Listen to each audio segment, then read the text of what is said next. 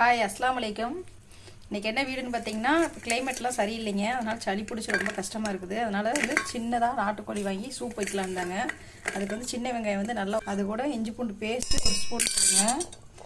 இது எங்கள் கிராமத்து சைடு நாங்கள் செய்வோம், அந்த மாதிரி செய்கிறோங்க. மஞ்சத்தூள் கொஞ்சம் போட்டுக்கோங்க, நல்லா சீரகம் போட்டுக்கோங்க. கசகசா என்கிட்ட இல்லை, அதனால் நான் போடலை. இது பேஸ்ட்டாக அரைச்சி எடுத்துக்கலாம். தக்காளி ஒன்று வச்சா போதும். தேங்காய் எண்ணெயில் தான் நான் இன்றைக்கி பண்ண போகிறேன். தேங்காய் நம்ம அரைச்ச பேஸ்ட் அதில் போட்டுருங்க. தேங்காய் எண்ணெயில் பயனுங்க சூப்பராக. கல்லுப்பு போட்டுக்கலாம், மல்லி புதினா 2 பச்சை மிளகா, அந்த ஒரு தக்காளி போட்டுக்கோங்க. நான் இதுக்கு எதுவுமே போட போகிறது இல்லைங்க, வெறும் கரம் மசாலா மாத்திரம் ஒரு பிஞ்சு போட்டுக்கோங்க. ஒரு அரை ஸ்பூன் வெறும் மிளகுத்தூள் மாத்திரம் போட்டுக்கோங்க. இது மிளகாத்தூள் போட்டுக்கோங்க. இப்போ நம்ம கழுவி வச்சு அந்த நாட்டுக்கோழி நம்ம போட்டுக்கலாங்க. போட்டு நல்லா ஒரு கிளறி தண்ணி வச்சுக்கோங்க. அதுக்கு தேவையான தண்ணி 4-5 விசில் விடுங்க. சளிக்கு சூப்பரான நாட்டுக்கோழி சூப் வந்து ரெடி ஆயிடுச்சுங்க. என்னோட வீடியோ உங்களுக்கு பிடிச்சிருந்தா கண்டிப்பாக லைக் பண்ணுங்க, ஷேர் பண்ணுங்க, மறக்காம சப்ஸ்கிரைப் பண்ணுங்க. தேங்க்யூ.